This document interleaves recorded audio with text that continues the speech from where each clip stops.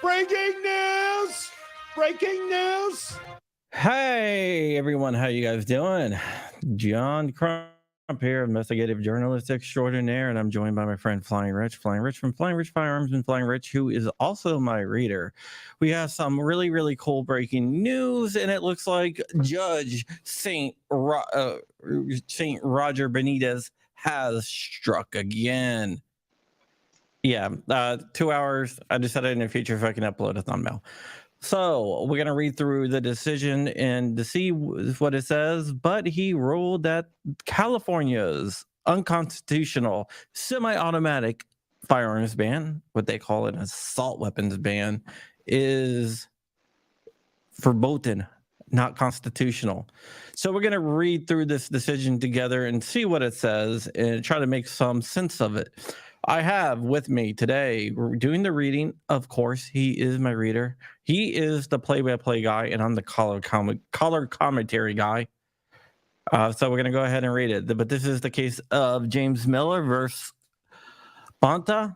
Also, it used to be known as Miller versus Becerra, but since Becerra got the call up to the federal government, Bonta is the AG of California, so of course it is his name on there. Let me just say before we begin, I have no doubt in my mind that the 9th is going to come in and stay this decision. Yes. Yeah, very likely. Yeah. So I do want to.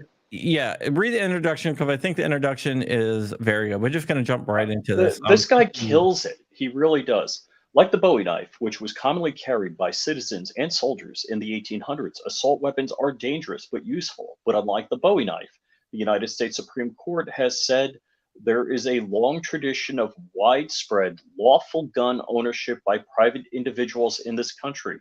Americans have an individual right to keep and bear arms. The Second Amendment to the United States Constitution guarantees that the individual the right to possess and carry weapons in case of confrontations, whether citizens even fire or needed. To fire their weapons, it is not important.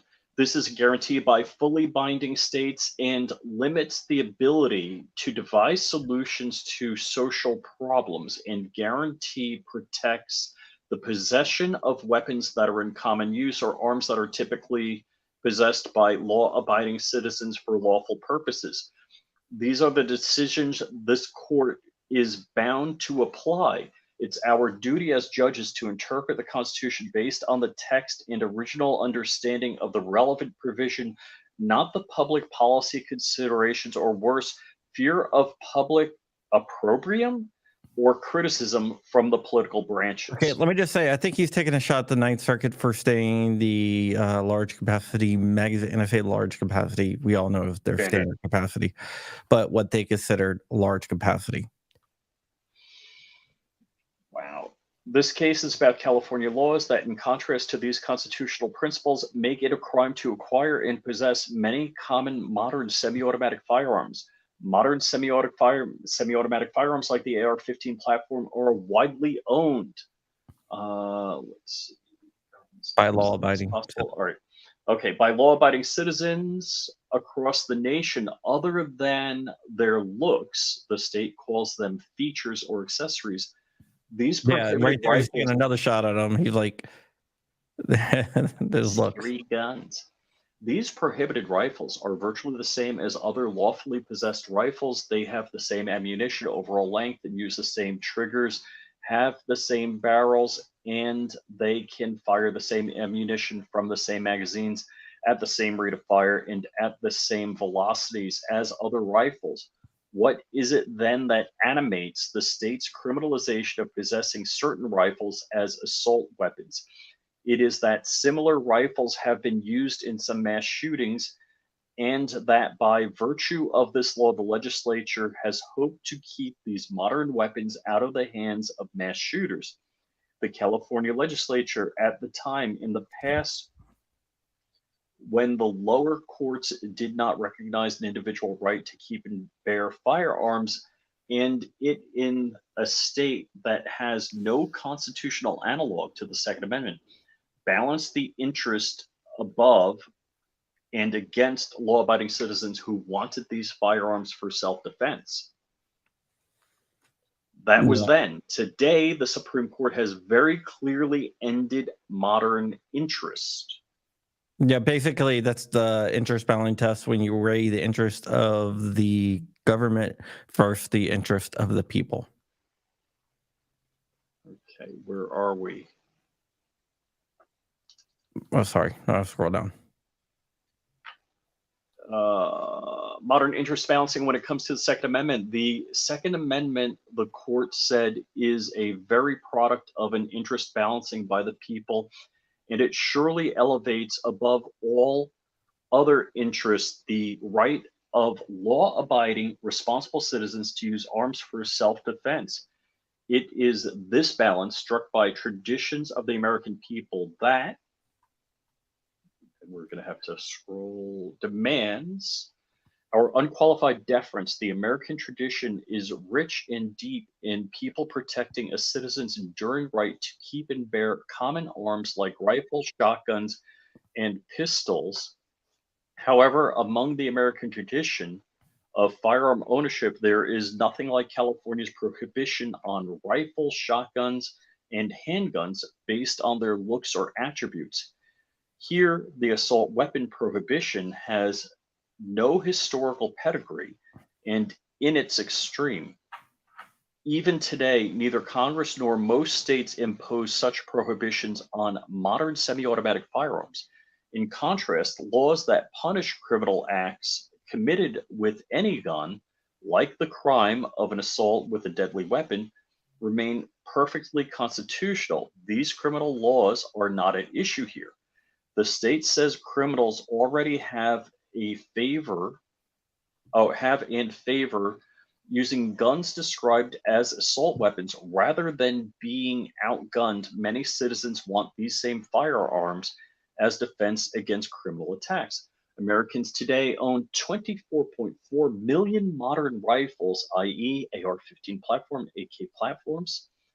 According to the state's expert of the AR 15 rifle owners surveyed, 61% said the reason they acquired their gun is for home defense. Consequently, while criminals already have these modern semi automatics, the state prohibits its citizens from buying and possessing the same guns for self defense. At the same time, these firearms are commonly possessed by law abiding gun owners everywhere across the country. Guns for self defense are needed a lot because crime happens a lot. A recent large scale survey estimates that guns are needed defensively approximately 1.67 million times a year. Another Once, report originally commissioned and once we get down with this paragraph, we're going to discuss this a little bit. long cited by Centers for Disease Control and Prevention, estimated that there are between 500,000 and 3 million defensive gun uses in the United States each year. That is a lot of situations where Jane Doe needs a firearm to defend herself and her family. Trial testimony from hoodlums is not needed to prove that a homeowner brandishing an AR 15 can be a strong deterrent to criminal attackers. But when brandishing does not stop an attack, Jane needs an effective defense. This is where an AR 15 style semi automatic rifle can come to the rescue. And although this court focuses its analysis on rifles, California's ban also includes common weapons as semi automatic shotguns with removable magazines, semi automatic handguns with threaded barrels. Okay, basically what the judge is saying here is what we've always been saying, that the AR-15 is great for home defense, Yep. and that home defense is one of the reasons why people buy AR-15s, and that criminals are going to get them no matter what. And the home defender, the citizens have the right to have the same firearms as the people committing the crime.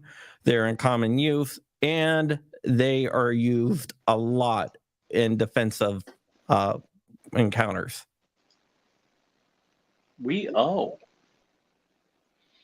Okay. People have heard about the Robb Elementary School shooting in Uvalde, Texas. They have heard about the Sandy Hook Parkland, the Pulse nightclub, and other tragic mass shootings. What they do not hear about the AR-15 used in Florida by a pregnant wife and a mother to defend her family from two armed, hooded, and masked home intruders.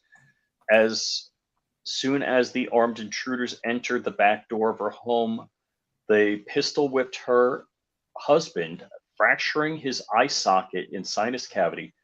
They grabbed an 11-year-old daughter. The pregnant wife and mother was able to retrieve the AR-15 from a bedroom, fire it, killing one of the attackers while the other fled. This does not require much imagination to think what would happen next if the woman had lived in California, could not possess such a firearm. Heck I yeah. like what he's doing here. I like what he's doing is he's saying, hey, you might cite these, but I'm going to cite these where they actually save people. Yes, amen, brother. People do not remember the disabled 61-year-old man living alone on a No, we can 20-acre skip all park. this. This is all he just right here. He just Case after case of Case after self-defense. Yeah, nice. now he goes down to California. So, California's assault weapon ban takes away from its residents the choice of using an AR-15 type rifle for self-defense. Is it because modern rifles are used so frequently for crime? No. The United States Department of Justice reports that in the year 2021, in the entire country, 447 were killed with rifles of all types. This includes shotguns. From this, one can say, scroll up, that based on the national population of 320 million people in the United States, rifles of any kind, including AR-15s, were used for homicides only 0.00, holy cow, more zeros, 14% of the time. Put differently, if 447 rifles were used to commit 447 homicides, and every rifle involved in a homicide was an AR-15, it would mean that approximately 24.4 million a AR-15s. lot of damn for you for purposes, almost to 100%.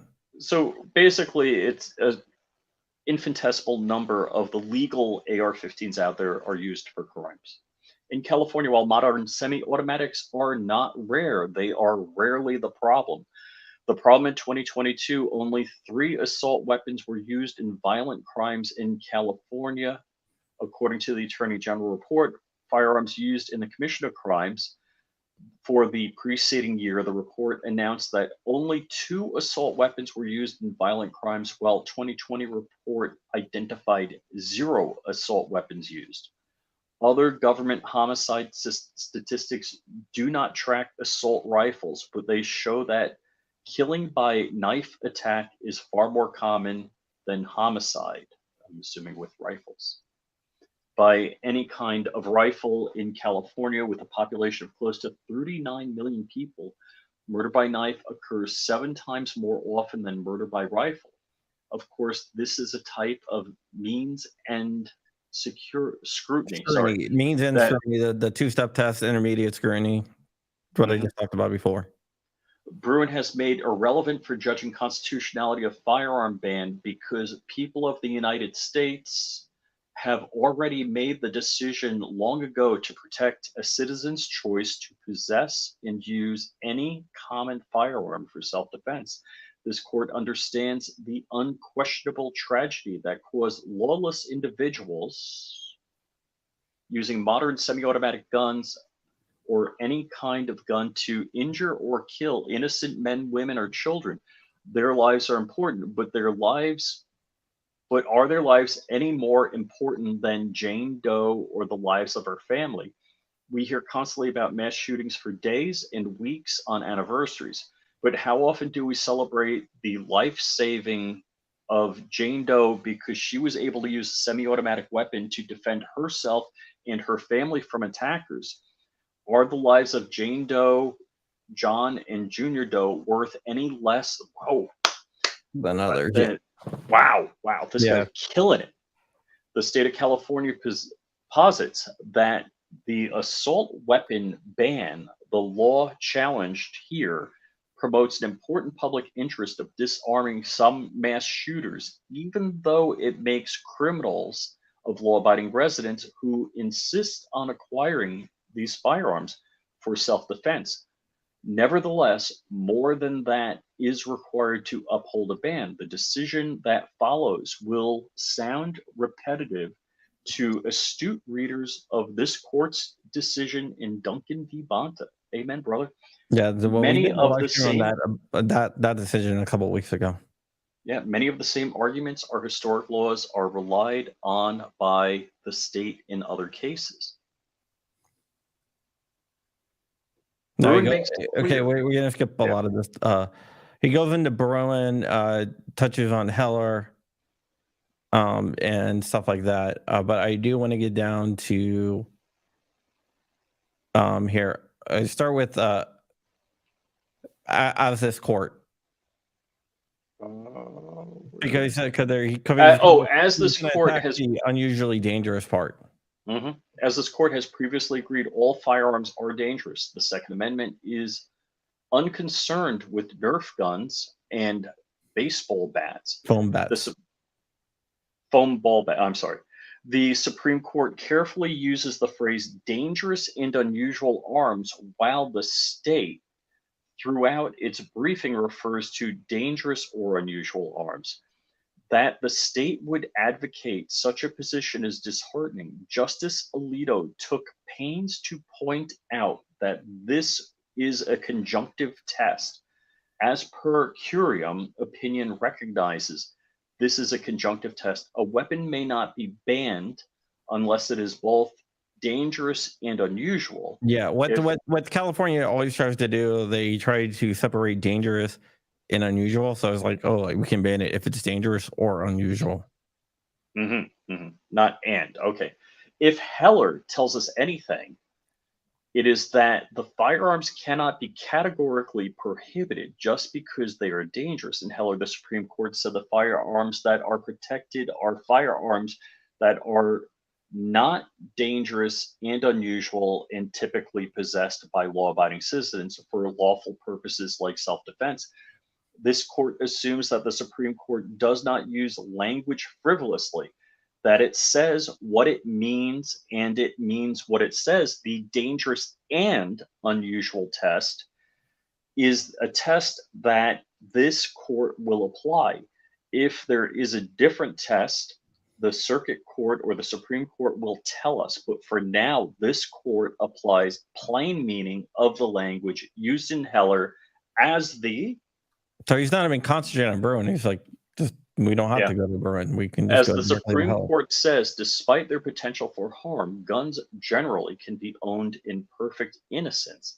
In any event, the arms of the state bans as assault weapons are no more dangerous than other arms that the state does not ban.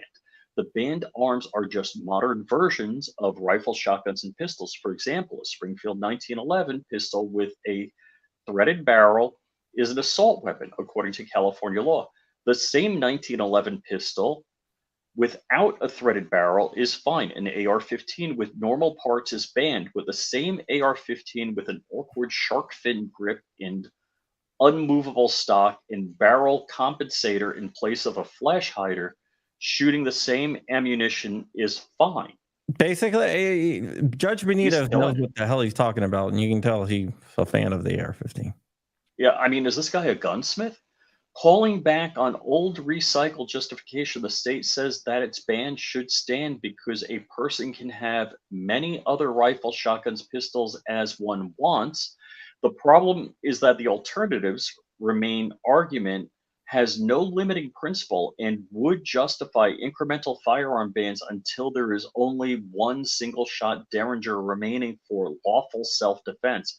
Heller demolished this argument, the same argument that a handgun might be justified because government approved alternatives are available was rejected in Heller and rejected here. Heller said Basically, quite we're gonna skip down. So he goes into Heller, then he also goes into McDonald and Bruin here, and basically he says that the right to keep and bear arms is the uniquely right to keep and bear arms is multifaceted. And he talks about how the unalienable right to bear arms is not actually given to us by the Constitution, that it seeks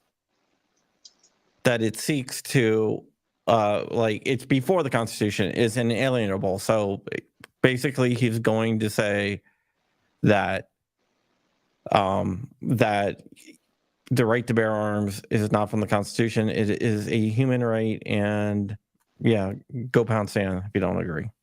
wow. Then he goes. I want to read this really quick. In Miller. In Miller, the Supreme Court applied a reasonable relationship to militia use test to short-barreled shotgun, asking whether the shotgun would have been a reasonable relationship to the preservation or efficiency of a well-regulated militia. Finding none, it decided the Second Amendment did not guarantee the right to keep that particular firearm. Miller's realm of Second Amendment protection encircled a firearm if it was reasonably related to militia use. The reasonably related construct received a nod again in Lewis versus U.S., where the Supreme Court approved Miller again, saying saying the Second Amendment guarantees no right to keep and bear a firearm that does not have some reasonable relationship to the preservation or efficiency of a well-regulated militia. There was no undermining of Miller in Heller or Bruin. Rather, Heller therefore read Miller to say that the Second Amendment does not protect those weapons not typically possessed by law abiding citizens for lawful purposes, such as short barreled shotguns. That accords with the historical understanding of the scope of the right, and Bruin quoted and explained and reaffirmed and then applied Miller. Heller acknowledged the already expansive zone of protection for weapons that could be used by the militia and focused instead on the core of firearms for self defense. In other words, Heller made the logical connection between Weapons between commonly weapons and possessed by. commonly possessed by law-abiding citizens for lawful purposes that would also be used for military purposes, i.e., militia. See Miller. The Yeah, Supreme Court basically, has what I think he's doing here, the reason why I wanted you to read that is because I think how they always say, military style weapons.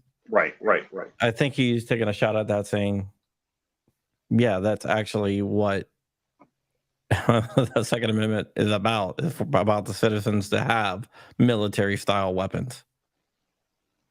Then down here he goes into the Bruin and the Assault Weapons Control Act, which Plaintiffs is challenge Plaintiffs challenge a net of interlocking statutes known as the Assault Weapons Control Act, which impose strict criminal restrictions on common firearms that fall under California's complex definition of an assault weapon. The firearms deemed assault weapons are fairly ordinary, popular, modern, semi-automatic okay. firearms. Then he's going to go into how they define it.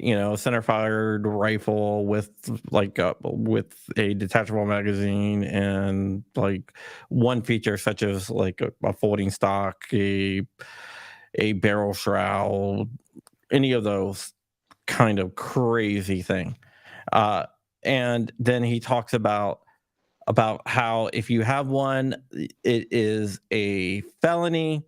Then he goes down and talks about how he already ruled on this once, and then the ninth ruled another way, overturned his decision, and then it went up to the Supreme Court, and it was remanded down to the ninth, which remanded it down to him Wow. to rule on it from the understanding of the ninth.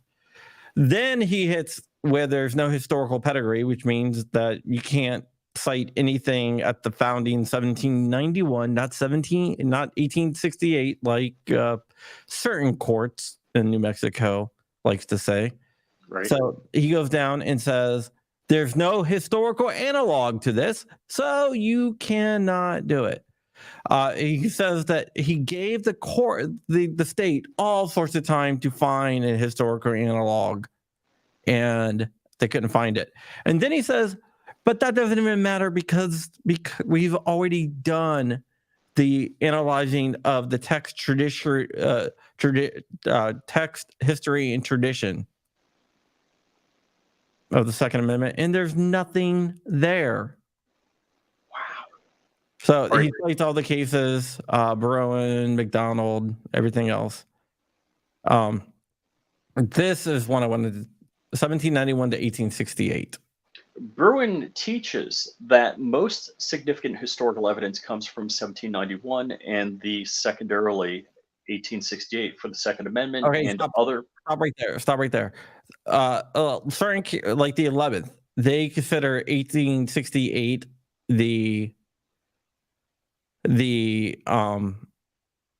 they consider 1868 the founding era, not 1791. 1868 is when the 14th Amendment was ratified, and basically all that said is the Bill of Rights applies to the states. So the 11th and the court out in New Mexico, the district judge out in New Mexico, says that that it's 1868 we should be using and not 1791. So federally 1791, and according to them, the gut grabbers 1868. Yeah, 1868, because if you know what happened in 1868, that was Reconstruction period, Jim Crow laws. There was a lot of former enslaved people in the South, and the people did not want them to get guns. So they passed all these Jim Crow laws that basically stopped them from getting guns. And that is what they are talking about. CG, we're going to get to that in a second. So, yeah. So basically, he explains why the courts should prefer 1791 over 1868. Then he lists states' relevant laws here. So read a little bit of this. Then we're going to sit down a little bit aid in more. the task of looking for a national historical tradition of firearm regulation, the state was directed to create a list of relevant laws regulating arms dating from the time of the Second Amendment, 1791, that's when it was ratified, to 20 years after the 14th Amendment, so 1868 plus 20, was not acknowledged that 20 years after the 14th Amendment is a relevant period. 20 years after the 14th Amendment is an admittedly arbitrary limit and probably includes laws too late to shed much light. So he's saying, I told him to give me this. I didn't say that I was going to use all that. I just gave a time period for them to use. The state went far beyond. The state produced a list of 316 laws covering 550 years from 1383 to 1990. The reason why you do that is because they couldn't find out a lot. Wow. Many of the entries are not relevant because they came much earlier or later than most significant time period, 1791 to 1868. The first 14 laws predate the Second Amendment. No. At the other end, the last 225 laws postdate the adoption of the 14th Amendment. Also, 2/3 of the state's list 199 laws are restrictions on use, not possession. Here The assault weapon laws prohibit possession, manufacturing, giving, lending, offering for sale, etc., instead of regulating the use or manner of carrying guns. The laws challenged here imposed no additional taxes or prohibitions on firearms, yet the state's historical list also includes 22 tax Tax law. laws. So basically, what he's trying to say here is the state gave me a bunch of shit to try to make their case look stronger than what it was. Whoa! All right, now he's really ripping on it. He says the state's list, which includes scroll back away. Which states list which applied only particular disfavored people groups such as slaves, blacks, or mulattoes, meaning all gun control's racist. Yes, Those that's what he's laws saying. are not relevant to the assault weapon ban challenged in this case. Even if they were, this court would give such discriminatory laws little or no weight. Yes. So he basically said, "Get the racist laws out of here. What are you doing, man?" Woo. Amen, brother. This guy's Then killing it. he goes into tradition and says, "Well, I'm going to do my own analysis here." The tradition and history of the United States of America Okay, is you don't have to read this part. He basically said that, between 1791 and 1868, there weren't really restrictions on carrying firearms. You could carry firearms. I'm betting like every good lawyer or judge, he didn't ask a question he didn't already know the answer to. So when he gave them that date range, he knew. Yeah, go down here to even today. Even today, the CMP sells surplus actual weapons of war to citizens, including 45 caliber, 1911 pistol, 30 caliber M1 Garand, M1 carbine. M1 carbine came with a standard 15 and 20 round detachable magazine.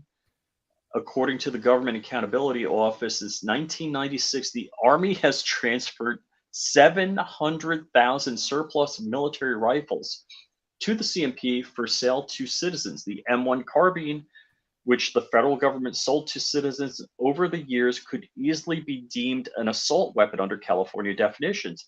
It is certainly the case for the World War II M1A1 carbine paratrooper version, with its folding stock and 15-round detachable magazine and flash suppressor. The M1 carbine is a centerfire semi-automatic large caliber that has been used by the military of many nations and has the Ruger Mini 14.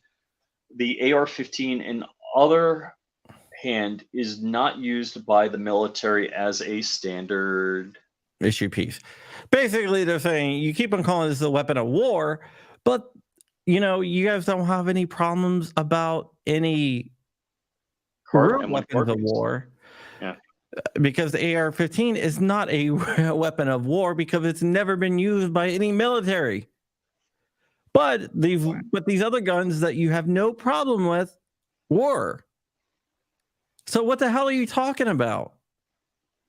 He's killing it. He did the work of all the lawyers here. Yeah. Then he states that laws that are closer to the Second Amendment have more weight than the farther you get away from it.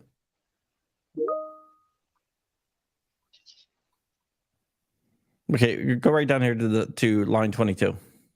The state's experts opine that gun laws were plentiful and widespread and firearm regulation was the norm.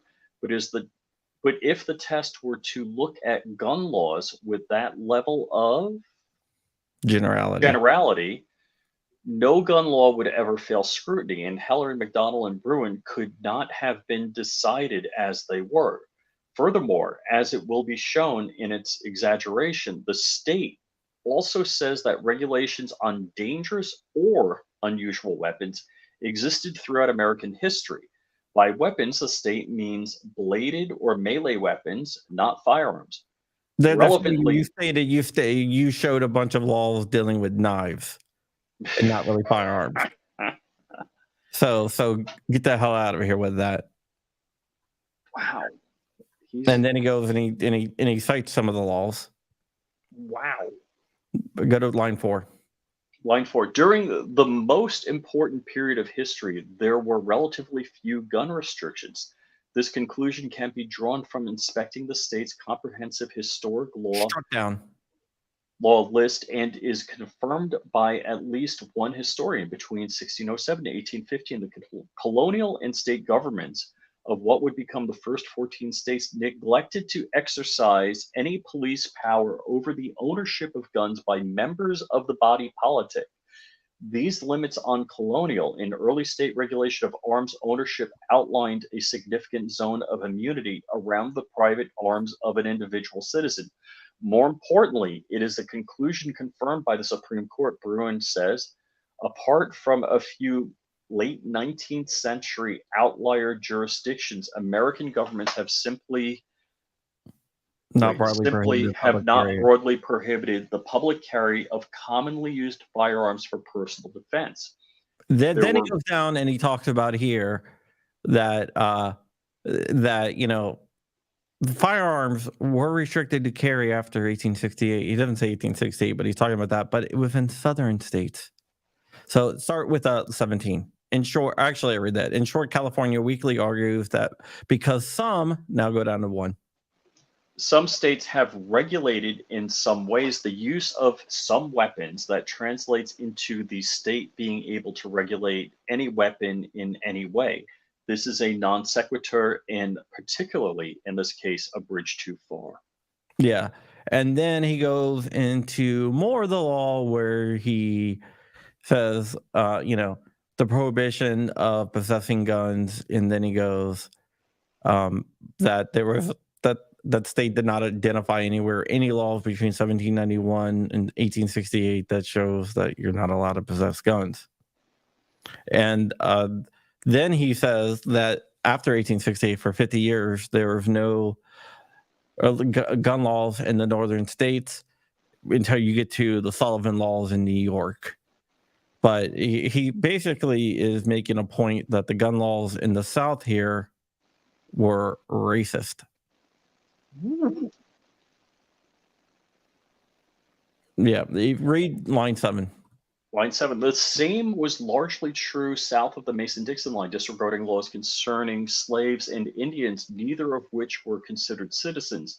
Like the northern states, from time of adoption of the Second Amendment to the time of adoption of the 14th Amendment, there were no state laws in Delaware, North Carolina, South Carolina, Mississippi, Florida, West Virginia, and Texas according to the state's law list. A citizen could reside in any of the northern states and half of the southern states for 50 years free from state government firearm restrictions. This understanding is not based on expert opinion, but a methodical reading of and assessment of the law set in our government survey. The party's own experts express the same disagreement but are unpersuasive. Yeah, basically he's saying that, hey, this isn't opinion, this is fact. It's fact. Yeah, and then he points out that 1871 was like the first laws about concealed carry, and stuff like that. And then he points out Illinois, where a lot of people cite the Illinois law. Oh, Illinois in 1845 had a law preventing the carry of firearms, but they always lead out the part that says, with the intent to assault another person. That's always left out for some reason. I don't know why. Then he goes into laws in southern states. The 50 years after that, there's no laws in southern states until, whatever. And then he goes into territories, and he states that, hey, Bruin's already considered such laws and decided that they are not particularly helpful for several reasons.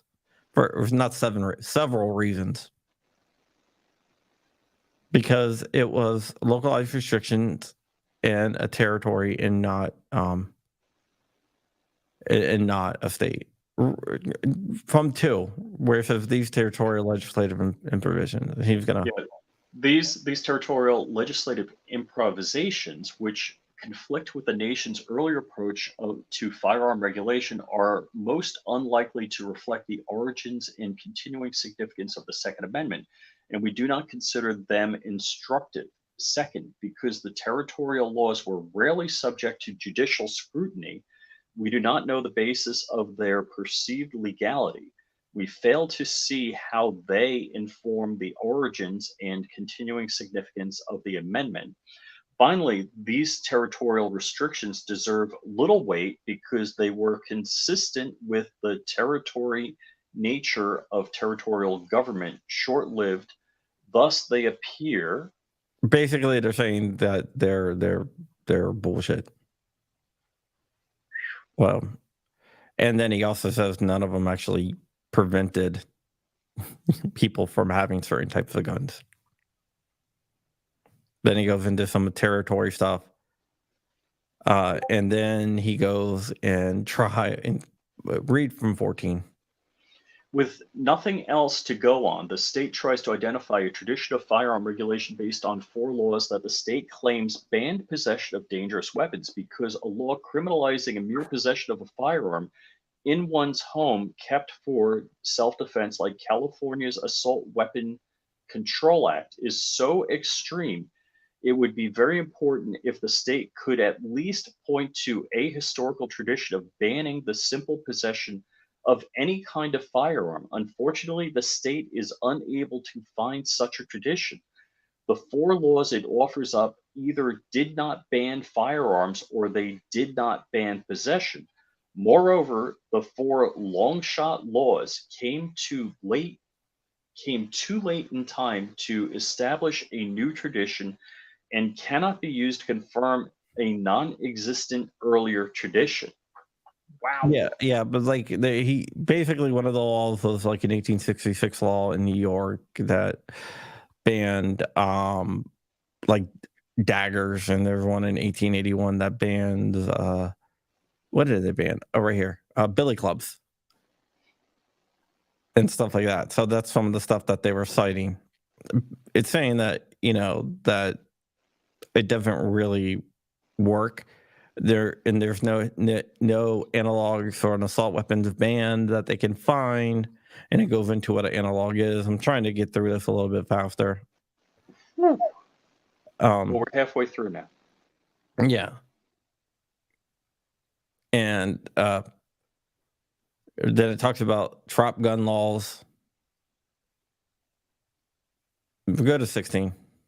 16. First, that state does not admit or seem to recognize that trap guns are not guns at all. They are a method by which a gun or any gun can be set up and fired indiscriminately through the use of springs, strings, and other atypical triggering mechanisms without an operator. Yeah, that's Second, like if you booby trap. Booby trap, like you put like a tripwire and attach it to a shotgun, so when someone hits a tripwire, it shoots them. So one of the things that California was trying to say is like, hey, these are banned, and he's saying they're not banned because they're firearms. They're banned because they're booby traps. Mm-hmm. And then gunpowder storage laws. He was like, "That. What are you talking about?"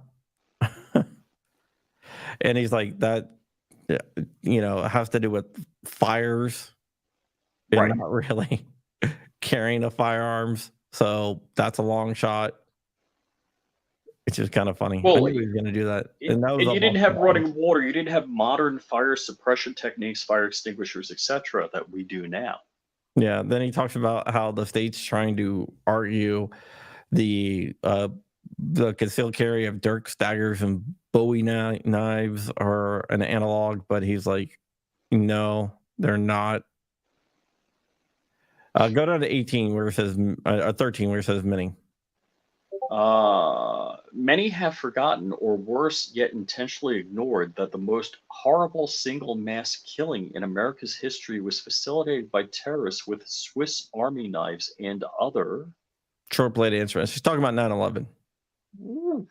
Okay. So he's like, hey, look, they did more damage than any mass shooting ever, and they used bladed Box cutters. weapons, like Yeah. box cutters and stuff. Wow. Then it tackles concealed carry. Basically, says concealed carry laws are unconstitutional. Right, and go to number 5. 5. The state includes its collection an 1801 surety statute from Tennessee. Early surety statutes are evidence that carrying a gun was normal, but historic surety statutes could not justify the District of Columbia's modern handgun ban. State courts recognized that even the common law did not punish the carrying of deadly weapons per se.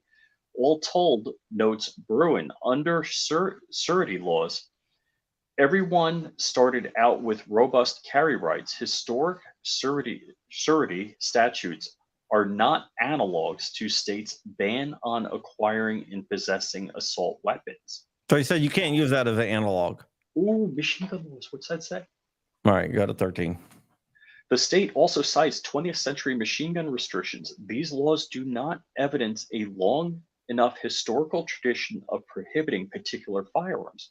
These few and ephemeral regulations mostly came and went with little fanfare during the 20th century, as discussed in the court's original decision. The argument that machine gun laws of the 20th century are analogs to the assault weapon ban fares better today. He's no better basically saying that, that what are you doing? That they use our 1934 is not the founding era. And then he goes and he calls out the racist gun laws, which is freaking awesome. Oh my gosh, when do we party? All right, let's go. Let's read number 2 because this is awesome. Among the state's first list of firearm laws are a number of statutes based on a person's race, color, or slave status. The state agrees that these old reprehensible laws are morally repugnant and would obviously be unconstitutional today. Though the state suggests that these despicable legislative efforts might somehow be relevant to determining the traditions that define the scope of the Second Amendment, that makes little sense. One reason is these laws treated our citizens as non-citizens that were not entitled to fully enjoy constitutional rights. We're going to get really cool. Read the next line. In other words, the legislators who passed these embarrassments were not concerned with Second Amendment rights of citizens. He calls them embarrassments. Yes. Then he goes into what the historians state, which we're going to skip all this because we got to get down because we were like way longer than what I wanted to go. We're already You know what? I always thought I wanted to meet Clarence Thomas and like talk with him. This guy I want to meet. All right. Then he talks about their non-historian expert witnesses. The state offers declarations from a number of other expert witnesses to address subjects other than historical analogs. In general, these subjects that this court has already addressed in earlier opinion and is beyond the Court of Appeals remand order. Nevertheless, some of these opinions mentioned here, Dr. Lewis, reports that there are now an estimated 24.4 million rifles like the AR-15, AK-47 in circulation in the United States. He estimates 7.9 million individuals own modern sporting rifles. He also supports that his search of newspaper archives found no mass shootings of 10 or more deaths until 1949. In looking, he excluded from the search incidents of large-scale intergroup gun violence, such as mob violence and rioting. Certainly, such events have occurred in the nation's history, such as Philadelphia nativist riots in the spring and summer of 1844. Basically, he's calling him out. He's saying, hey, man, you cooked the books. And now Ryan Boothie, or if you don't know who Ryan Boothie is, he used to work for Kimber and used to be like a gun guy. And then he went to Giffords. He went over to the dark side. And now he's working for Giffords as their firearms expert. He's a jackass. I've gotten into him on Twitter a lot.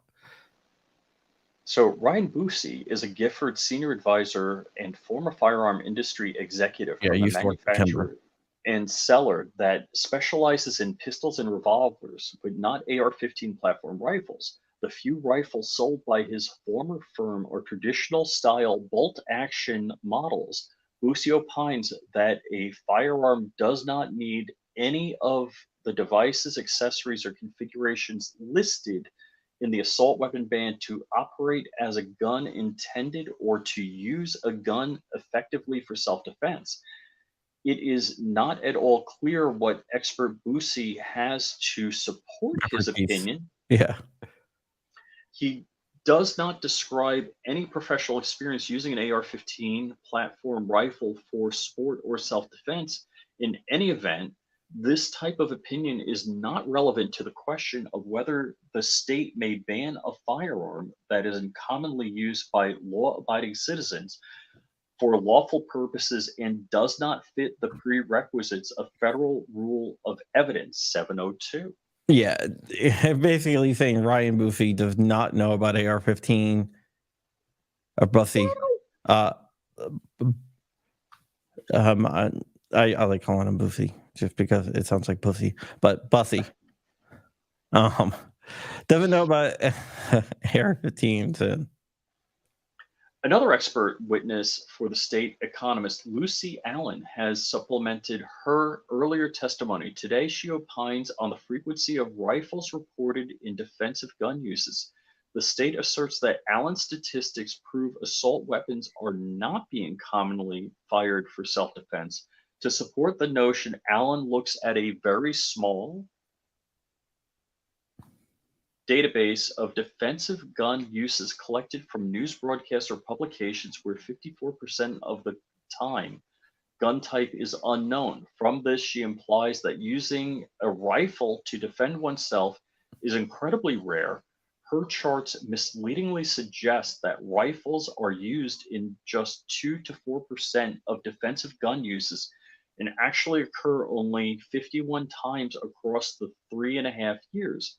Other evidence suggests that guns are needed and used defensively thousands of times each year, and that rifles are used far more frequently than Allen's statistics suggest. How does Allen arrive at her opinion? She looks at a database maintained by the Heritage Foundation. The database explicitly states that it is not intended to be comprehensive. It attempts to highlight some successful defensive gun uses that are reported by news organs. Allen counts 2714 total defensive gun uses in the database between 2019 and 2022.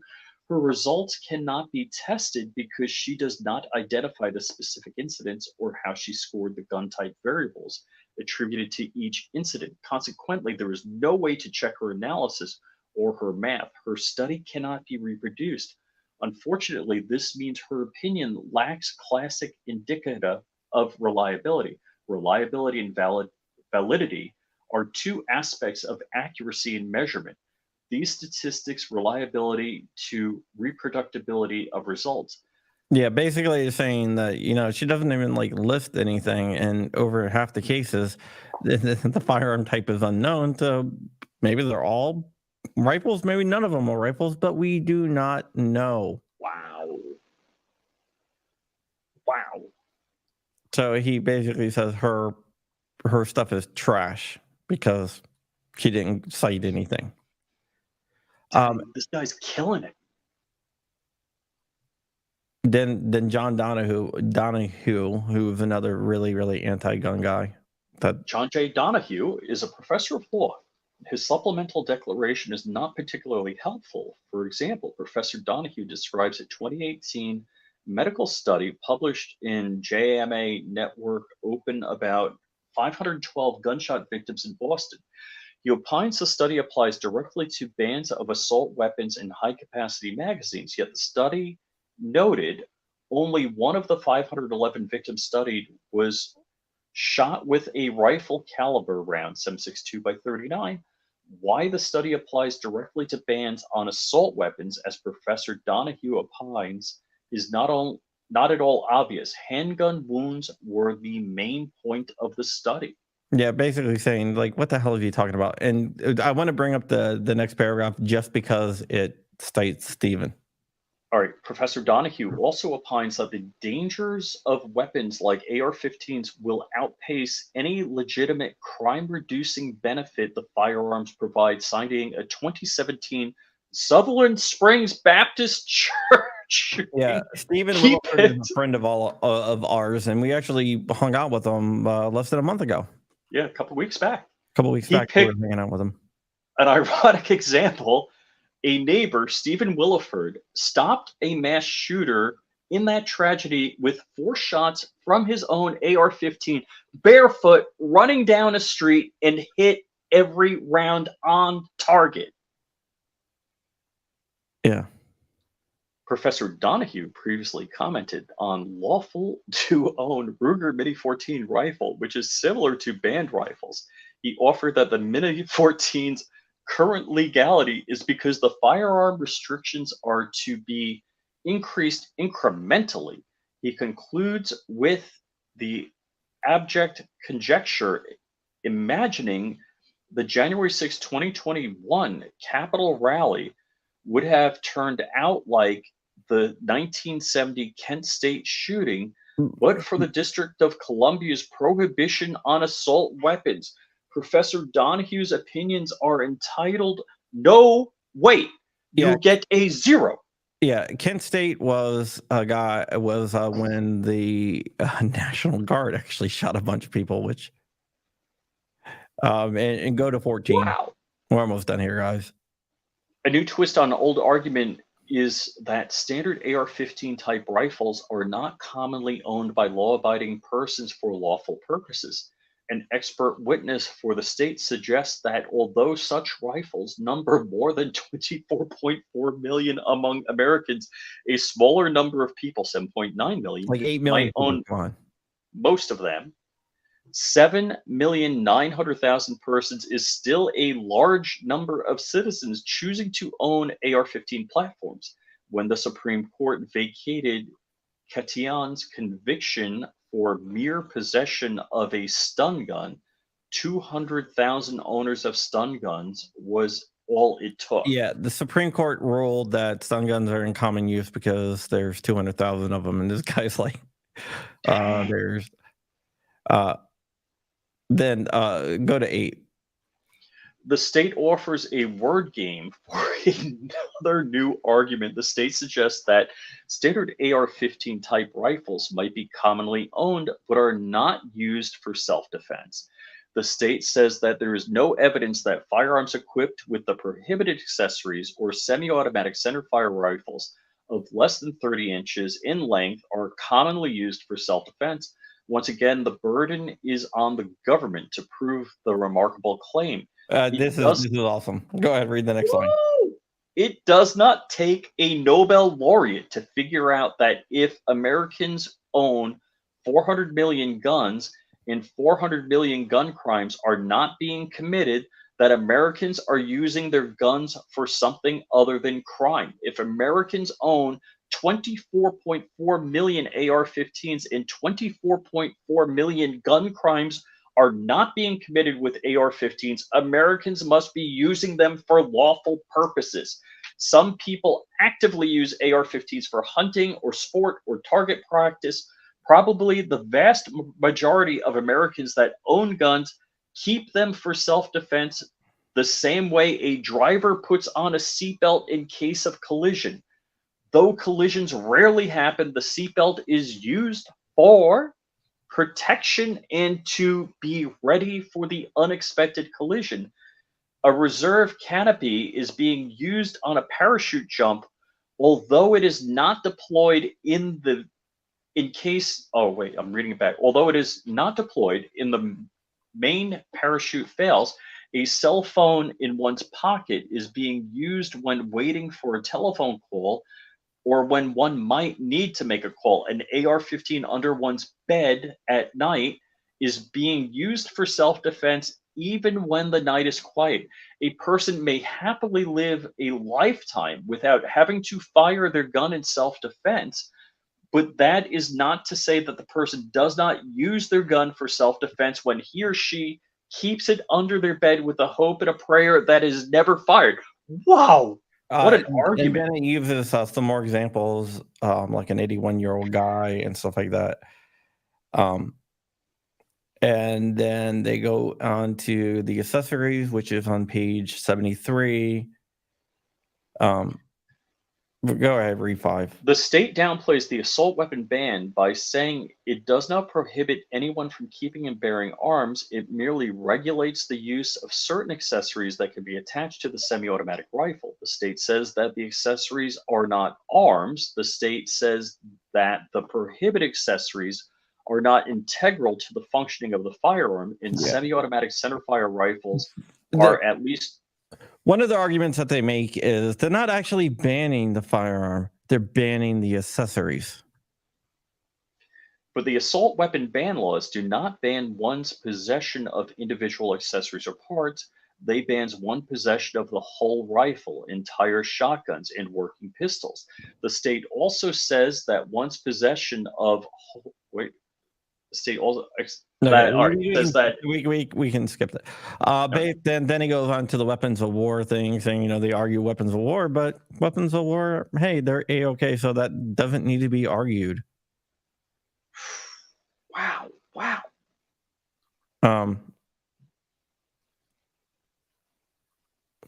We go down to 2.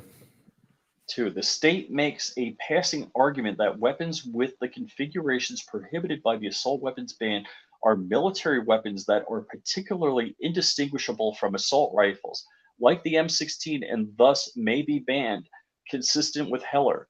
Staples explains the relevant difference. The M16 is a fully automatic machine gun.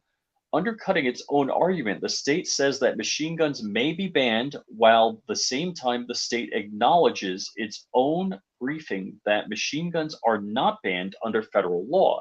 In fact, there are 700,000 machine guns lawfully registered in the nation. So many lawfully owned machine guns suggest that the state's approach to banning semi-automatic AR-15s is infringing.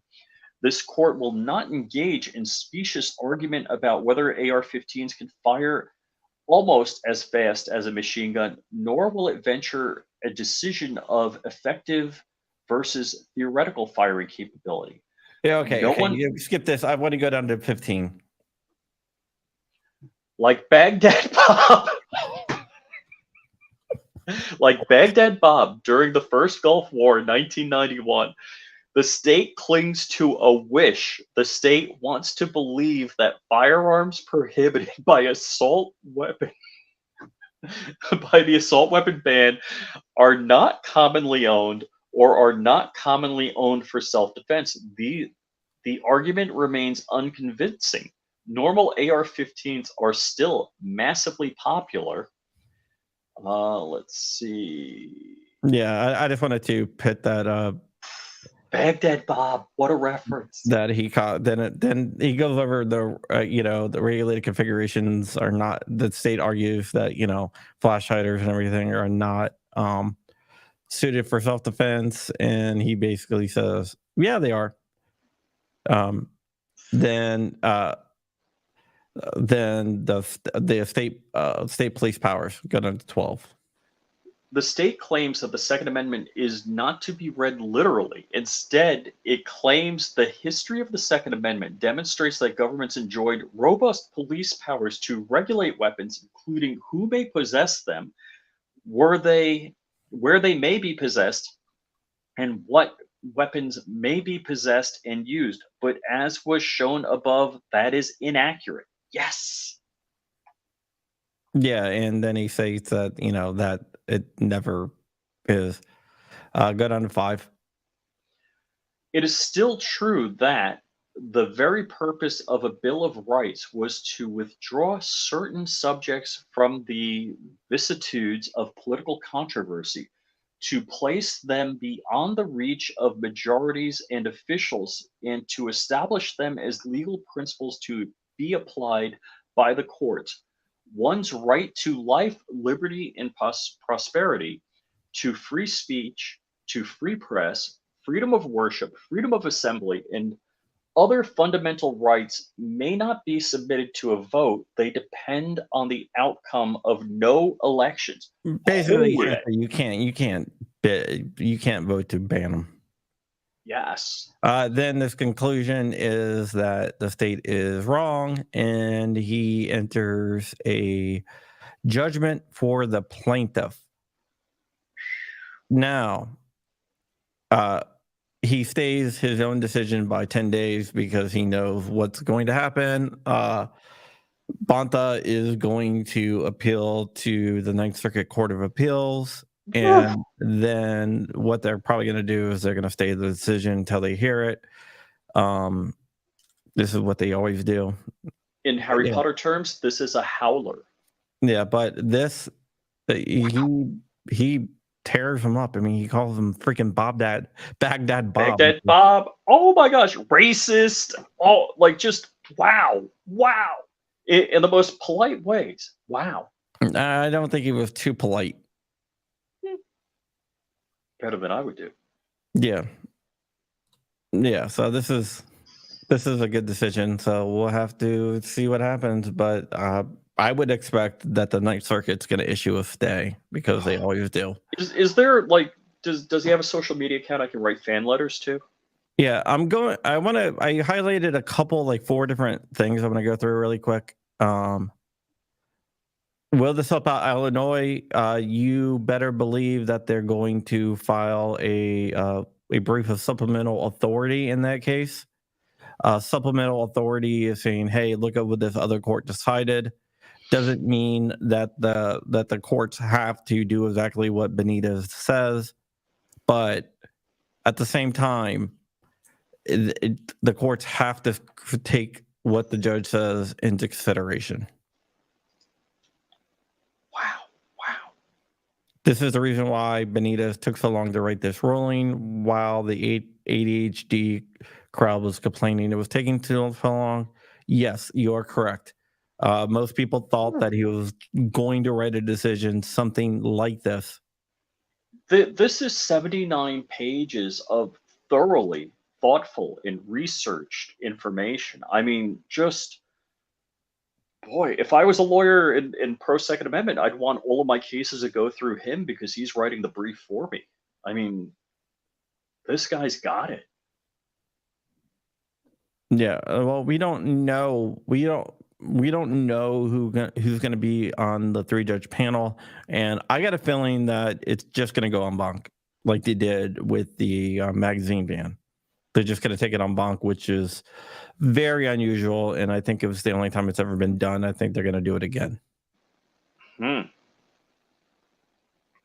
barrel length statement, it just said that, just because a rifle has a total length less than 30 inches doesn't mean it's inherently dangerous and unusual. Mining a Billy, it is a Lucille. Shout out to The Walking Dead there. One Car Fast says, gun control is the last racist laws in the books, and I do agree with that. Amen, brother. Yeah. All right. So that is it. That was definitely a beatdown, as Toby says. And I would 100% agree. It is definitely a beatdown. Yeah. And then, like I said, I believe the Ninth Circuit will stay it.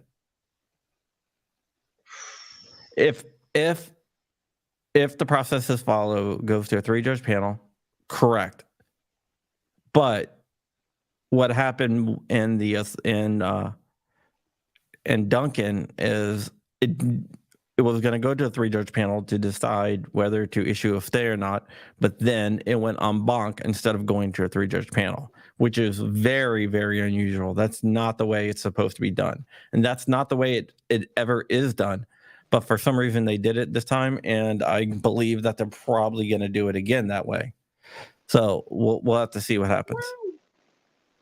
Yeah, they are using interest balancing, even though that they say They're not. They are. All Mhm. right, guys. We'll be back in like an hour and a half over on John No. Crump News. Oh yeah, hour and a half. That's right. We have not John Crump News, John Crump Live. We have a really cool guy on there. His name is Don Mann.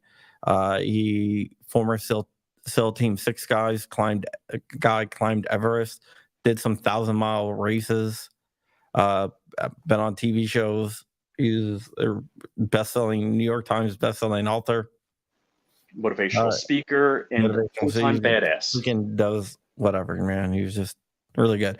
So if you guys want to tune into that, that's John Crump Live, and that's at 5 p.m. I'm going to link the document if you want to read through it yourself. There it is. I need to get that framed. Can I send it to him? Get it signed? Can I get like my own signed copy? No, probably not. And with that, we are out of here. Thank you guys so much. Check out Flying Rich at Flying Rich and Flying Rich Firearms. And I'll see you guys at 5 if you want to